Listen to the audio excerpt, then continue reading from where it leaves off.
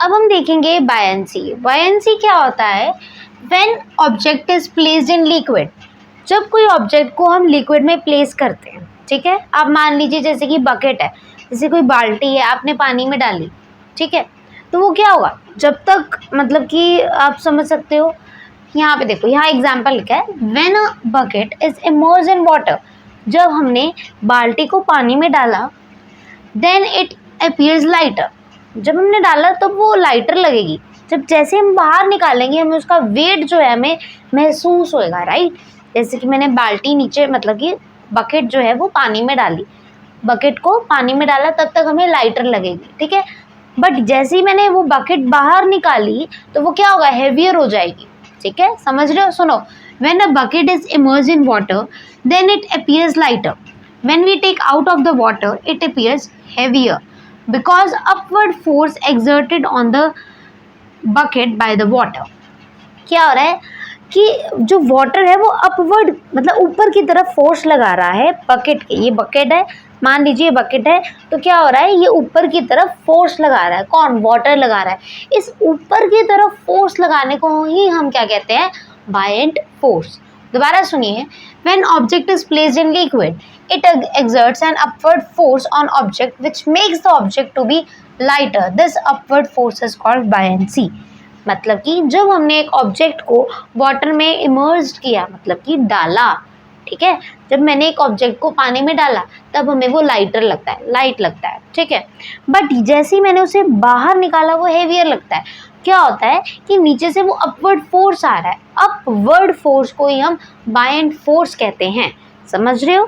दोबारा देख लीजिए, When object is placed in liquid it exerts an upward force, जब हम ऑब्जेक्ट को लिक्विड में हम रखते हैं तो एक अपवर्ड फोर्स उसे लगता है ऑब्जेक्ट को, जैसे कि बकेट को लगाता है एक अपवर्ड फोर्स जो कि ऑब्जेक्ट को लाइटर बनाता है, उस अपवर्ड फोर्स को ही हम क्या कहते हैं, बायंसी कहते हैं। समझ आ गई, आगे देखिए, When an object is immersed in water it is pulled downwards due to gravitational pull of earth।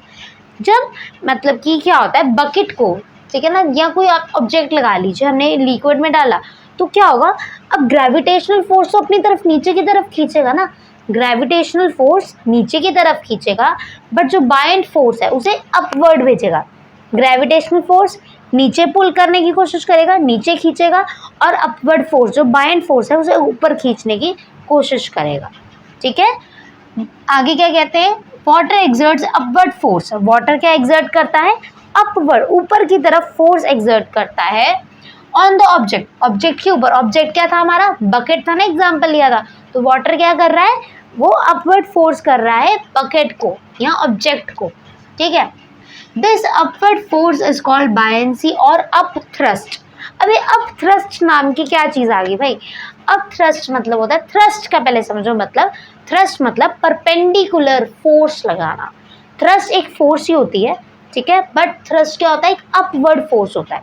Thrust क्या होता है, अपवर्ड फोर्स, कौन सा वाला, परपेंडिकुलर, 90 डिग्री होता है ना, 90 डिग्री वाला फोर्स, ठीक है, अप थ्रस्ट कहते हैं। ये डेफिनेशन याद कर लीजिए, water exerts upward force on the object, this upward force is called buoyancy और अप थ्रस्ट कहते हैं। अप थ्रस्ट मतलब परपेंडिकुलर फोर्स, थ्रस्ट भी एक फोर्स ही होता है बट एक परपेंडिकुलर फोर्स होता है। क्लियर, आगे देखिए, example, when we swim in water we feel lighter. जब हम तैरते हैं पानी में, स्विमिंग करते हैं, तो हम फील करते हैं लाइट, अपनी पूरी बॉडी को हम लाइट फील करते हैं, बट जैसे हम बाहर आते हैं अपनी बॉडी को हम हेवियर फील करते हैं। ऐसा क्यों होता है, वही चीज़ वही कहानी दोबारा से, क्या होता है कि वाटर हमारे मतलब कि ऊपर, हमें ऑब्जेक्ट हम है, आप मान लीजिए वाटर क्या करता है, हमें ऊपर की तरफ अपवर्ड फोर्स देता है, बट ग्रेविटेशनल फोर्स हमें नीचे की तरफ खींचती है, बट जो अपवर्ड फोर्स है उसे हम अपथ्रस्ट भी कहते हैं और बाइंड फोर्स भी कहते हैं, ठीक है। दोबारा पढ़ लेते हैं, एक बारी रिवाइज करते हैं। When object is placed in liquid it exerts an upward force. जब हमने ऑब्जेक्ट को लिक्विड में रखा तो वो एक क्या मतलब कि कौन सा फोर्स एक्सर्ट करेगा, एक अपवर्ड, ऊपर की तरफ फोर्स आएगा ऑब्जेक्ट के ऊपर, ठीक है। अब देखो ना, when object is placed in liquid it exerts an upward force on object which makes the object to be lighter. वो ऑब्जेक्ट को क्या बना देगा, लाइटर बना देगा। इस अपवर्ड फोर्स को ही हम बायंसी कहते हैं।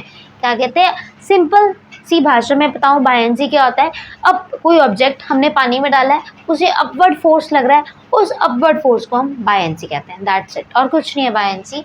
When an object is emerged in water it is pulled downwards due to gravitational pull of earth. जब हम ऑब्जेक्ट को पानी में डालते हैं तो वो ग्रेविटेशनल फोर्स नीचे की तरफ कोशिश करता है उसे खींचने की, ठीक है, और water exerts upward force on the object, इस अपवर्ड फोर्स को बायंसी कहते हैं। दो एग्जांपल्स बताए गए हैं, स्विमिंग जब हम करते हैं तो हम अपने आप को फील करते हैं लाइटर, और जब हम बकेट को पानी में डालते हैं तो तब हमें लाइटर लगती है, जैसे हम निकालते हैं बाहर तो क्या लगती है हमें हेवियर लगती है। क्यों? लास्ट टाइम बता रही हूँ, दोबारा सुन लीजिए। क्या होता है, जब हमने ऑब्जेक्ट को पानी में डाला अपवर्ड फोर्स आता है, उस अपवर्ड फोर्स को हम अपथ्रस्ट या बायंड फोर्स कहते हैं, ठीक है, आ रही है समझ? ठीक है, तो इसे नोट कर लो, ठीक है, फटाफट से, फिर आगे करते हैं। ओके,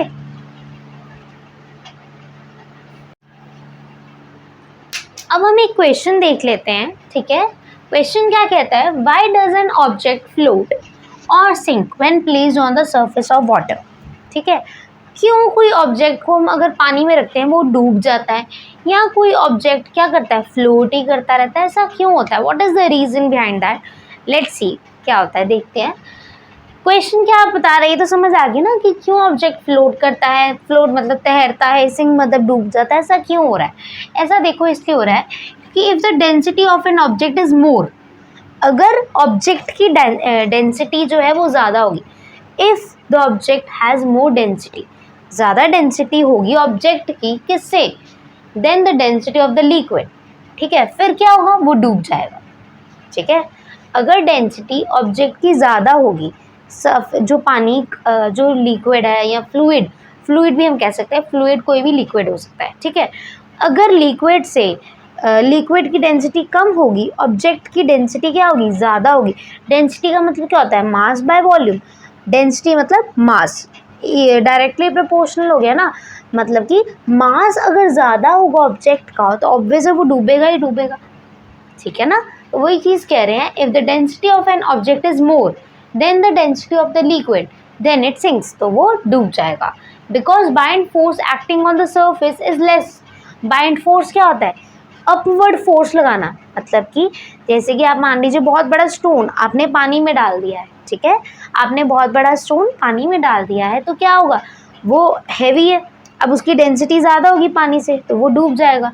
बट क्या होगा, बाइंड फोर्स क्या होता है, ऊपर, अब उस पत्थर को बाइंड फोर्स क्या करेगा, बाइंड फोर्स होता क्या, ऊपर की तरफ फोर्स लगाना, ठीक है। बाइंड फोर्स क्या होता है, ऊपर की तरफ फोर्स लगाना, और ग्रेविटेशनल फोर्स, ये ग्रेविटेशनल फोर्स मतलब नीचे की तरफ, अब स्टोन है उसे नीचे की तरफ भी खींचा जा रहा है, ठीक है ना, और धक्का ऊपर की तरफ भी दिया जा रहा है, बट यहाँ पे नीचे gravitational pull of earth is more than that of buoyant force, ठीक है, because buoyant force is acting on the surface is less, यहाँ पे ऊपर धक्का देने वाला जो फोर्स है वो कम है, नीचे खींचने वाला force, because bind force acting on the surface is less than that of gravitational pull of earth, समझ रहे हो, ग्रेविटेशनल पुल ऑफ अर्थ ज़्यादा है इसलिए वो डूब रहा है, ठीक है। आगे देखिए, if the density of an object is less, अगर डेंसिटी ऑब्जेक्ट की कम होगी, डेंसिटी मतलब कि मान लीजिए मास बाय वॉल्यूम होता है, तो अगर मास कम होगा तो डेंसिटी कम होगी, अगर डेंसिटी कम होगी ऑब्जेक्ट की, या आप कह सकते हैं अगर मास कम होगा ऑब्जेक्ट का तो वो डूबेगा नहीं, ठीक है ना, तो वो क्या करेगा, वो फ्लोट करेगा, वो तैरेगा, ठीक है, तैरेगा, उसे तो कहते हैं हम, if the density of an object is less than that of density of the liquid then it's float. क्यों? क्योंकि जो बाइंड फोर्स है, मतलब ऊपर धक्का देने वाला जो फोर्स है वो ज़्यादा होगा एज कम्पेयर टू नीचे खींचने वाला फोर्स, ग्रेविटेशनल फोर्स है, ठीक है। Buoyant force acting on the surface is more than that of gravitational pull of earth. Simple साफ शब्दों में बात समझाती हूँ मैं, अगर नहीं समझ आई तो सुनो। क्या होता है, एक ऑब्जेक्ट जो है वो फ्लोट और मतलब कि तैरता और डूबता क्यों है, what is the reason. Reason सिर्फ यही है कि अगर ऑब्जेक्ट का डेंसिटी ज़्यादा होगा, मतलब कि मास बाय वॉल्यूम होता है, तो डेंसिटी डायरेक्टली प्रोपोर्शनल हो गया मास के, अगर मास ज़्यादा होगा ऑब्जेक्ट का, ठीक है ना, तो वो डूबेगा। मास ज़्यादा होगा मतलब डेंसिटी अगर ज़्यादा होगी ऑब्जेक्ट की वाटर से तो क्या होगा, वो डूबेगा। ठीक है। ऐसा क्यों होता है? क्योंकि जो बाइंड फोर्स है, बाइंड फोर्स मतलब ऊपर धक्का देने वाला फोर्स जो है वो कम होगा as compare to gravitational force. जो ग्रेविटेशनल फोर्स ज़्यादा खींच रहा है, ठीक है, तो वो ज़्यादा होगा। यही लिखा है ना, if the density of an object is more than that of density of the liquid then it sinks, वो डूब जाएगा। Because buoyant force acting on the surface is less, buoyant force क्या है? लेस है then that of gravitational pull of earth. वही चीज़ है, अगर जो डेंसिटी ऑब्जेक्ट की क्या होगी, यहाँ पे क्या लिखा है? लेस होगी। अगर कम होगी डेंसिटी तो क्या होगा? वो फ्लोट करेगा। ठीक है, क्यों फ्लोट करेगा? क्योंकि सरफेस जो है बाइंड फोर्स मतलब ऊपर धक्का देने वाला फोर्स ज़्यादा होगा एज कम्पेयर टू नीचे खींचने वाला फोर्स। इसे नोट कर लो फटाफट से।